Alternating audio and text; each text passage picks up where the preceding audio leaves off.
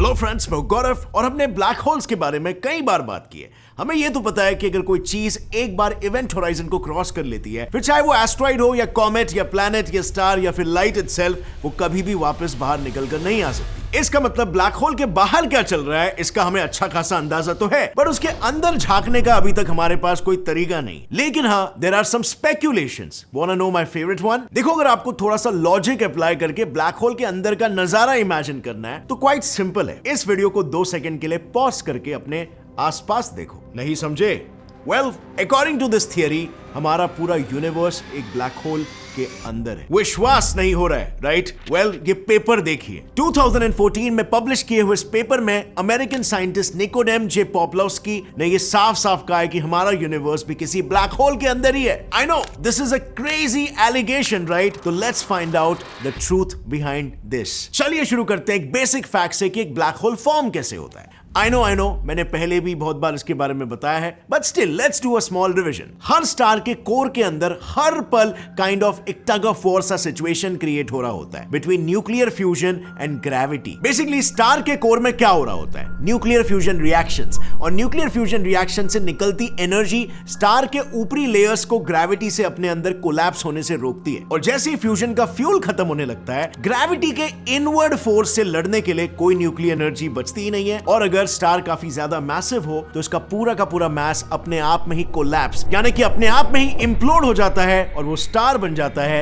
Yes, एक black whole. अब हमें यह तो पता है कि हर ब्लैक होल के अंदर होता है एक singularity, a point of zero volume and infinite density. According to scientists, black hole के अंदर गिरने वाली हर चीज इस सिंगुलैरिटी का हिस्सा बन जाती है। But let me tell you, ये सिर्फ एक लौती सिंगुलैरिटी नहीं है। Yes, ब्लैक होल के अंदर जो आपको सिंगुलैरिटी दिखने को मिलती है वो दुनिया में या यूनिवर्स में इकलौती नहीं है। एक और एक टाइप की सिंगुलैरिटी है जिसे हम कहते हैं the big bang singularity. Yes, जैसे मैंने पहले भी कई सारे वीडियोस में बताया कि हमारा यूनिवर्स एक्सपैंड हो रहा है, यानी चीजें एक दूसरे से दूर जा रही हैं। लेकिन 1960s में जब स्टीफन हॉकिंग ने इसी एक्सपेंशन को रिवर्स में इमेजिन करने की कोशिश की तो उन्हें एक ऑब्वियस सी चीज नजर आई। सारा मैटर किसी जमाने में एक बहुत ही छोटे इन्फिनिटली डेंस रीजन में पैक्ड रहा होगा। An infinitely dense region which is nothing but a singularity. यानी कि सिंगुलैरिटी के सिमिलैरिटी से काइंड ऑफ ऐसा नहीं लगता कि एक ब्लैक होल और एक बिग बैंग के बीच में कुछ तो कनेक्शन है। बस यहाँ पर प्रॉब्लम ये आती है कि एक ब्लैक होल की सिंगुलैरिटी चीजों को अपनी तरफ अपने अंदर खींचती है और बिग बैंग की सिमिलैरिटी से चीजें बाहर की तरफ एक्सपैंड हो रही है। ये दोनों यहाँ पर एक दूसरे के टोटली ऑपोजिट है। तो क्या हम इन दोनों को कंपेयर भी कर सकते हैं? वेल, डायरेक्टली नहीं, लेकिन एक और सेलेस्टियल ऑब्जेक्ट भी है जो इस प्रॉब्लम को सॉल्व कर सकता है, अ व्हाइट होल। एक ब्लैक होल का completely opposite twin white hole चीजों को बाहर की तरफ फेंकता है। और अगर किसी एक चीज को एक व्हाइट होल के अंदर एंटर करना हो तो उसे लाइट की स्पीड से भी ज्यादा फास्ट ट्रैवल करना पड़ेगा, which is again not possible. And interestingly, white holes के भी मैथमेटिकल मॉडल्स में ये चीज सामने आई है कि व्हाइट होल्स में भी एक सिंगुलैरिटी मौजूद होती है। तो क्या हमारा यूनिवर्स भी किसी ऐसे ही एक व्हाइट होल की सिंगुलैरिटी से फॉर्म हुआ है? अगर हाँ, तो इस पूरे यूनिवर्स को बनाने जितना मैटर आखिर आया कहां से इस व्हाइट होल के अंदर? वेल, कुछ थियरीज के अनुसार ब्लैक होल्स और व्हाइट होल्स एक्चुअली में कनेक्टेड होते हैं, और ये कनेक्शन उनका होता है पॉइंट ऑफ सिंगुलैरिटी से। Yes, they both share the same singularity. यानी कि जो सिंगुलैरिटी एक ब्लैक होल में चीजों को अंदर की तरफ खींचती है, वही सिंगुलैरिटी एक व्हाइट होल में चीजों को बाहर की तरफ पुश करती है। यानी कि ये पॉसिबल है कि ब्लैक होल में गिरे सारे मैटर से एक नया यूनिवर्स बन सकता है, और इसी आइडिया को यूज किया गया है in the theory of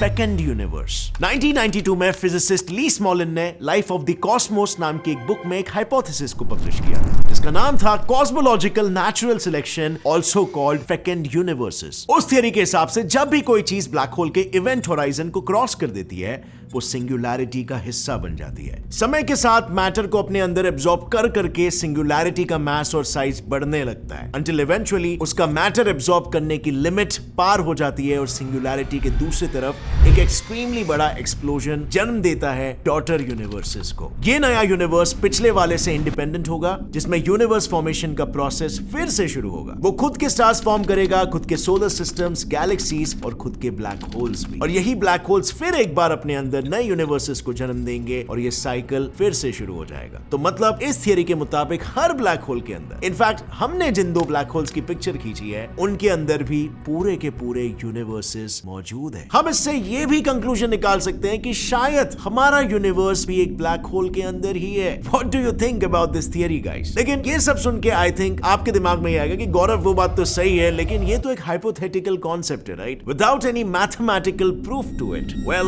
not really. British scientist doctor Roger Penrose ने अपने पेनरोज डायग्राम की मदद से अर्ली 1950s में ही इस थियरी का एक मैथमेटिकल और ग्राफिकल प्रूफ दिया था। पेनरोज का ग्राफ कुछ ऐसा दिखता है। Too much to handle, right? Don't worry, मैं हूं ना। आपको बहुत ही सिंपल लैंग्वेज में इस ग्राफ को समझने का तरीका बताता हूं। अगर हमें किसी भी चीज का पोजीशन पता लगाना हो तो हम यूजुअली एक 2D या 3D ग्राफ को यूज करते हैं। एक 3D ग्राफ से हमें कोई भी ऑब्जेक्ट कहां है वो तो पता चलता है, लेकिन कब है उसका जवाब पाने के लिए हमें एक और डायमेंशन को ऐड करना पड़ता है। अब यहाँ पर प्रॉब्लम ये आती है कि हम इंसान जो कि एक 3D वर्ल्ड में रह रहे हैं और 3D ऑब्जेक्ट्स को ही परसीव करने के लिए इवॉल्व हुए हैं, वो 4 डायमेंशनल ग्राफ बनाना तो दूर 4D को इमेजिन तक नहीं कर सकते। But still German mathematician Hermann Minkowski space और टाइम को 2D ग्राफ में कन्वर्ट करने में कामयाब रहे। इन ग्राफ्स को आज हम मिन्कोव्स्की डायग्राम्स कहते हैं। इसके लिए उन्होंने बेसिकली ये किया कि स्पेस के तीनों डायमेंशंस को कंबाइन करके एक्स एक्सिस पर लेकर आए और वाई एक्सिस पे टाइम को रखा। अब अगर मैं अपने आप को इस ग्राफ पर बनाने की कोशिश करूं तो फिलहाल मैं यहाँ पर एक ही जगह पर बैठा हूँ, यानी मेरा पोजीशन तो चेंज नहीं हो रहा, लेकिन फिर भी टाइम तो आगे बढ़ रहा है 1 सेकेंड पर सेकेंड। तो इस ग्राफ में मेरा पाथ कुछ ऐसे दिखाई देगा।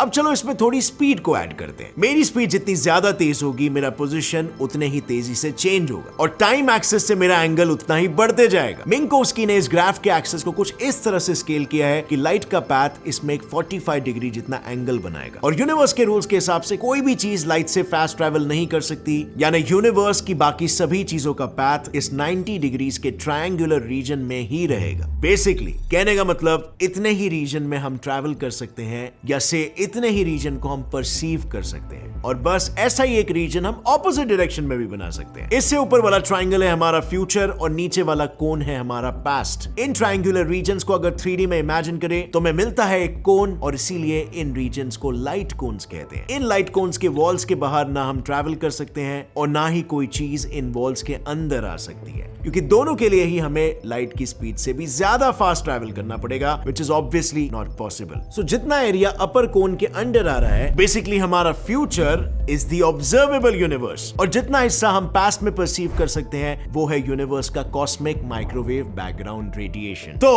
अब हमें इतना तो पता चल ही गया कि हम 4D स्पेस टाइम का प्लॉट कैसे बना सकते हैं, बट प्रॉब्लम यहां पर खत्म नहीं होती। ये लाइट कोन्स का एंगल और ओरिएंटेशन हमेशा कांस्टेंट नहीं रहता। Let me explain how. मान लो कि हम किसी ब्लैक होल के नजदीक जा रहे हैं, तो जाहिर सी बात है हम धीरे धीरे ब्लैक होल की तरफ खींचते चले जाएंगे, और मेन प्रॉब्लम यहीं पर आती है। ब्लैक होल से तो लाइट भी बेंड हो जाती है, यानी हमारा लाइट कोन ब्लैक होल की तरफ स्क्वीज और टिल्ट होने लगेगा। अब जैसे जैसे हम उस ब्लैक होल के अंदर गिरते चले जाएंगे, हमारे ब्लैक होल से बाहर निकलने के चांसेस कम और भी कम होते चले जाएंगे, और जैसे ही हम इवेंट होराइजन को पार कर लेंगे, फिर तो हमें इस यूनिवर्स को हमेशा के लिए अलविदा कहना पड़ेगा, क्योंकि हमारा फ्यूचर लाइट कोन अब पूरी तरह से ब्लैक होल के अंदर ही है। So there is no way out. But honestly speaking, हर एस्ट्रोफिजिस्ट को तो यही चाहिए कि वो एक ब्लैक होल के अंदर झांक सके, लेकिन लाइट कोन्स के टिल्ट होने की वजह से साइंटिस्टों को उसे समझने में थोड़ी मुश्किलों का सामना करना पड़ता है। साइंटिस्टों को इसका भी एक इजी सोल्यूशन चाहिए था, and this is where doctor Roger Penrose came in. Light cone की सिमेट्री को स्पेस टाइम के कर्वेचर से बचाने के लिए पेनरोज ने ग्राफ के एक्सिस को ही बेंड कर दिया। अब आपने ये लाइन तो अपने स्कूल में मैथ के पीरियड में जरूर सुनी होगी, parallel lines meet at infinity. Penrose ने इसी टेक्निक को यूज करके ये ग्राफ बनाया। आई नो इसे 2D ग्राफ में समझना थोड़ा मुश्किल है। आई मीन आफ्टर ऑल हम एक 4D ऑब्जेक्ट को 3D में विजुअलाइज करके फिर 2D में ड्रॉ करने की कोशिश कर रहे हैं, लेकिन let me give you an example. Imagine आपके पास एक बॉल है जिस पर एक चेस बोर्ड जैसा डिजाइन बना हुआ है, उसमें से हर स्क्वायर का एरिया एक दूसरे से इक्वल है, लेकिन जब हम उस बॉल को सीधा चेहरे के सामने रखकर देखते हैं, हमें दिखता है कि सामने के स्क्वायर्स बड़े हैं और एजेस पर ये स्क्वायर्स छोटे होते जा रहे हैं। बस ये ग्राफ भी कुछ इसी तरह काम करता है। ग्राफ के बैकग्राउंड को ही बेंड करके पेनरोज ने लाइट कोन्स के स्ट्रक्चर को फिक्स कर दिया,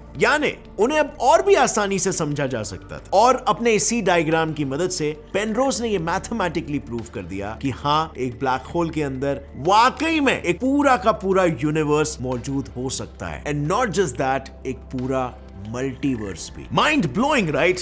आई मीन एक ब्लैक होल में multiverse. But let me tell you, ये कॉन्सेप्ट जितना माइंड ब्लोइंग है, इसे समझना सटीक तरीके से उतना ही ज्यादा मुश्किल है। पर आई होप मैं आपको ये कॉन्सेप्ट थोड़ा बहुत तो एक्सप्लेन कर पाया। तो अब इतना सब सुनने के बाद, अपने दिमाग से इमेजिनेशन के गोते लगाने के बाद, क्या आपको ये लगता है कि सच में एक ब्लैक होल के अंदर हमारा ये गजब सा यूनिवर्स समाया हुआ है? लिखिए अपना जवाब नीचे कमेंट सेक्शन में। आपको क्या लगता है, क्या आप इस थियरी से एग्री करते हो या फिर नहीं? और वीडियो से कुछ नया सीखने मिला तो एक लाइक जरूर ठोकना। सब्सक्राइब नहीं किया चैनल को तो सब्सक्राइब करो ऐसे इंटरेस्टिंग वीडियोस के लिए, और हाँ, बेल आइकन को दबाना बिल्कुल मत भूलना। Stay curious friends, keep learning and keep growing. जय हिंद।